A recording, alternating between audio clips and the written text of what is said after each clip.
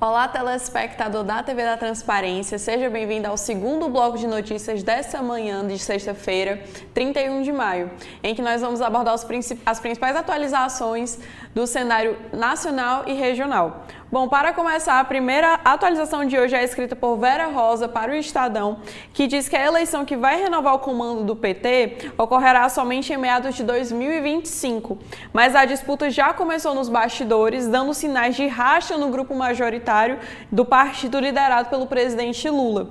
A deputada Gleisi Hoffmann, presidente do PT, afirmou que trabalhará pela unidade, mas considerou justa a pretensão de José Guimarães, aqui do Ceará, liderar o líder do governo na Câmara de concorrer à sua cadeira. A deputada aponta: "Eu acho justo e natural ter o nome do Nordeste pela importância política da região para o PT.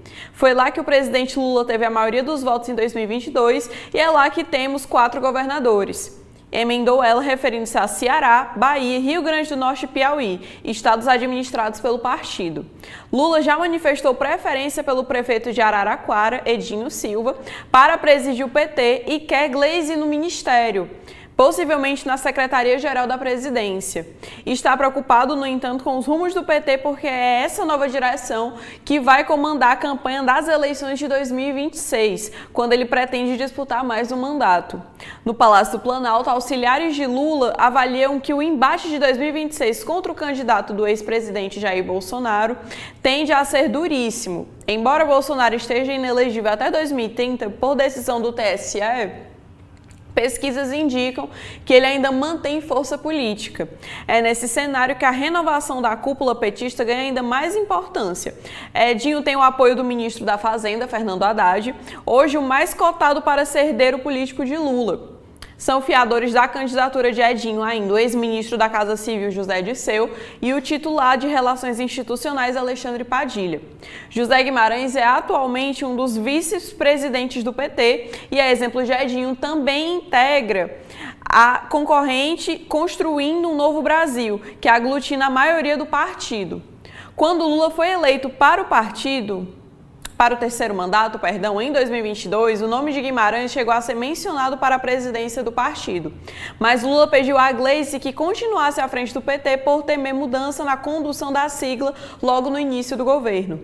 Foi a deputada que dirigiu o partido em sua pior crise política durante todo o período em que Lula, à época condenado no processo da Lava Jato, ficou preso em Curitiba. A mais de um interlocutor, o presidente já disse que tem uma dívida de gratidão com ela. E na Câmara dos Deputados, o deputado federal Elmar Nascimento, do União Brasil, da Bahia, se reuniu na semana passada em Brasília com o ex-presidente Jair Bolsonaro em busca de apoio na sucessão de Arthur Lira na presidência da Câmara dos Deputados.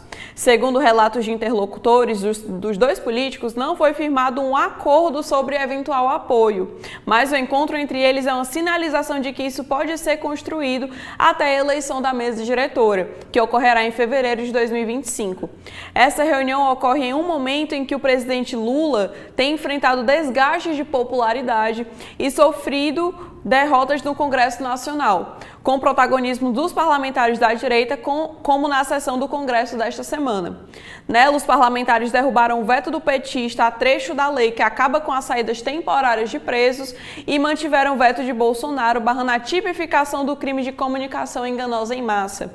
Além disso, a oposição conseguiu o apoio da maior parte dos partidos de centro e de direita para manter a lei de diretrizes orçamentárias, que dizem respeito à agenda de costumes do bolsonarismo.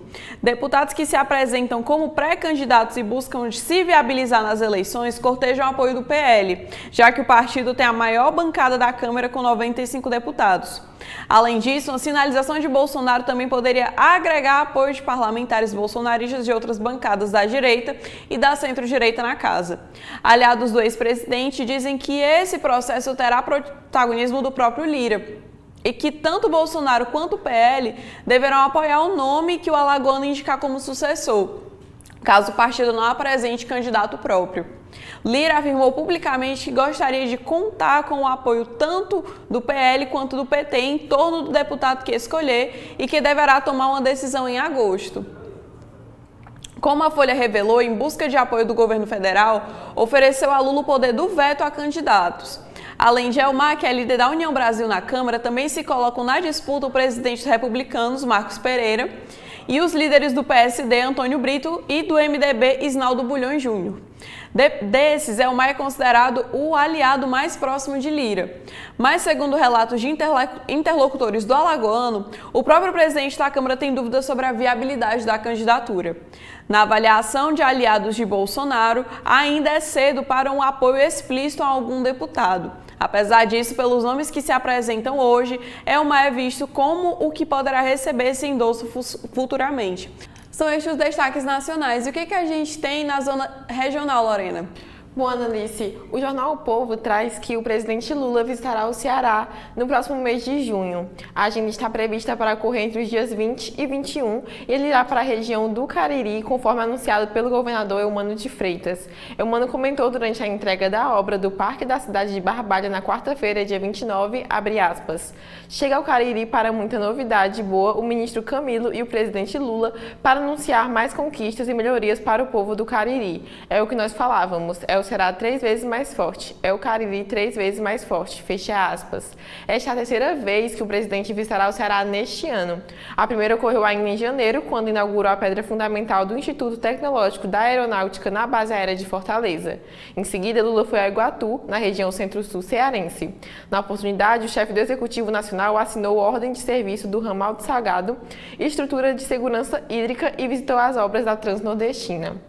Outra atualização do jornal O Povo é que o vereador de Fortaleza, Márcio Martins, do União, autor das 3 comissões parlamentares de inquérito criadas ao mesmo tempo pela Câmara Municipal, afirmou na terça-feira, dia 28, que o presidente da Casa, Gardel Rolim, abre aspas, bateu o martelo, fecha aspas, e deve começar os trabalhos na próxima semana, dia 4 de junho. De acordo com o Márcio, a primeira CPI a ser instalada é a que investiga os aplicativos de transporte de passageiros para apurar possíveis abusos cometidos contra os trabalhadores, presidida por ele e já articula um relator. A da Enel e da CAGES ainda não tem uma data prevista. Ao Povo, o vereador explicou, abre aspas, o presidente bateu o martelo e disse que quer instalar na terça-feira de hoje uma semana que iria estar instalado já na casa. A inicial é dos aplicativos. Como eu fui autor das 3, os colegas me deram a oportunidade da primeira ser instalada dos aplicativos. Conversei com 2 membros para serem possíveis relatores, fecha aspas. Márcio Martins justificou a demora de mais de um mês, visto que as CPIs foram aprovadas pela Câmara no fim de abril pela montagem de uma equipe capacitada tecnicamente e juridicamente para dar o suporte nas comissões. O vereador disse até que pode vir a ser o caso de a Casa Legislativa contratar escritórios em áreas específicas para garantir a retaguarda jurídica. Abre aspas. Eu vou bater muito na questão da legislação trabalhista, da falta de transparência das empresas de aplicativo na relação com os mais de 50 mil motoristas. A gente não tem na casa técnicos tão qualificados na área trabalhista. A gente precisa ter especialista nisso para que a gente possa entregar um bom trabalho, fecha aspas, explicou o vereador. E, por fim, a presidente do Superior Tribunal de Justiça, Maria Tereza de Assis Moura, afirmou que os métodos de implantação de linguagem simples do Poder Judiciário cearense são adiantados e servirão de base para a melhoria das práticas no âmbito nacional. As declarações foram dadas na manhã da quarta-feira, dia 29, em evento de apresentação destas práticas pelo Tribunal de Justiça do Estado do Ceará. A ministra afirmou, abre aspas, o Estado do Ceará poderá nos ajudar a melhorar nossas práticas de linguagem simplificada, as ideias que nós temos. Podemos escutar, trocar experiências e evoluir naquilo que já temos. Esperamos que frutifique nossa parceria. Vocês estão muito adiantados com muitas atividades a um só tempo, fecha aspas. A implementação da linguagem simples se refere a uma simplificação do chamado juridiquês, jargões do judiciário que podem provocar uma falta de entendimento do público e, assim, uma menor efetividade nos processos. O desafio é diferenciar termos que não podem ser retirados daqueles que podem ser substituídos por sinônimos. Por exemplo, abre aspas, não podemos fazer com que a linguagem portuguesa morra, mas trazer uma linguagem entendível. Como diz o presidente Luiz Roberto Barroso, do STF, não é destratar a língua, pelo contrário, ela é destratada quando é impossível entender o que está sendo dito, explica o presidente do STJ. No Ceará, há atuação em alguns eixos como a facilitação do acesso por meio da comunicação com meios instrumentais diversos, atividades de formação como oficinas e palestras e incentivo ao engajamento com parcerias com instituições do Estado. As iniciativas do TJCE surgiram em 2020 com a criação do Laboratório de Inovação do Tribunal. Essa frente de atuação no Ceará foi criada antes mesmo da determinação do STJ de que todos os tribunais de justiça deveriam conter uma ferramenta de inovação. Dentre as ações, há a disseminação de cartilhas com os termos jurídicos simplificados para comarcas do interior, mandados a respeito de intimações, além da utilização em varas encarregadas pela execução penal. Essas são as atualizações regionais, Analice. Com isso, nós encerramos a nossa participação no segundo bloco de notícias. Agradecemos a sua audiência e te convidamos a continuar conosco para mais atualizações.